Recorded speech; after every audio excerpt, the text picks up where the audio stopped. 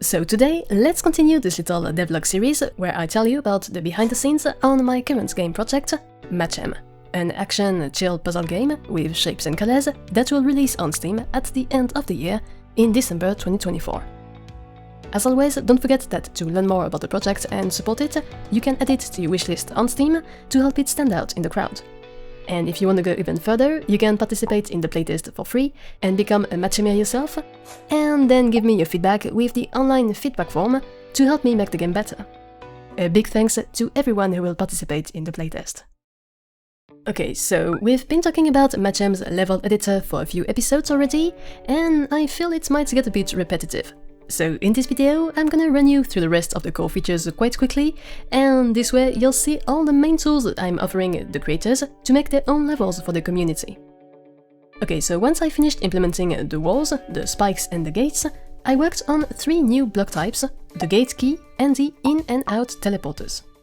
Those blocks are a bit different from the first 3 ones, because they don't work on their own, they need to be linked to other blocks.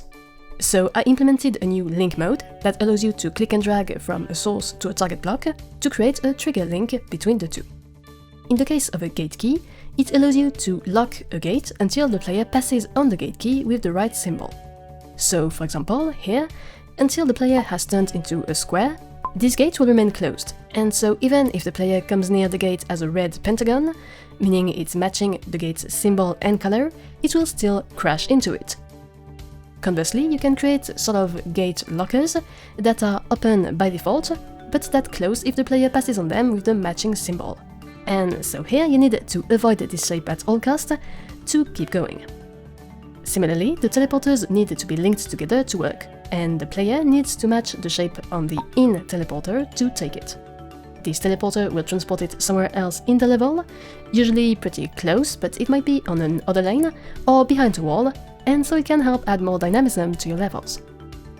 Next up, I added a new mode in the editor where you can add or remove lanes above and below the current ones, and I coded up a new block type, the lane switch, that, as we saw at the beginning of this devlog series, is a way for players to go up or down one lane if they match the symbol on the trigger.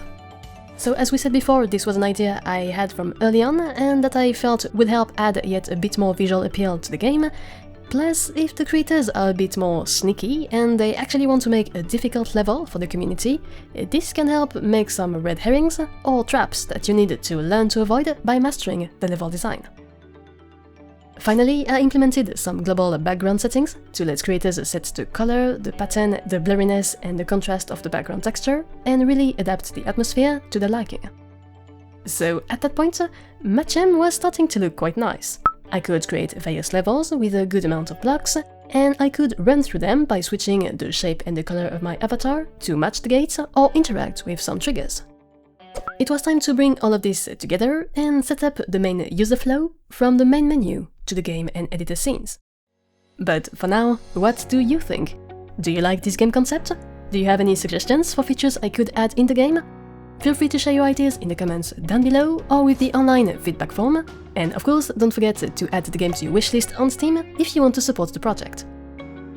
As always, thanks a lot for watching, and take care.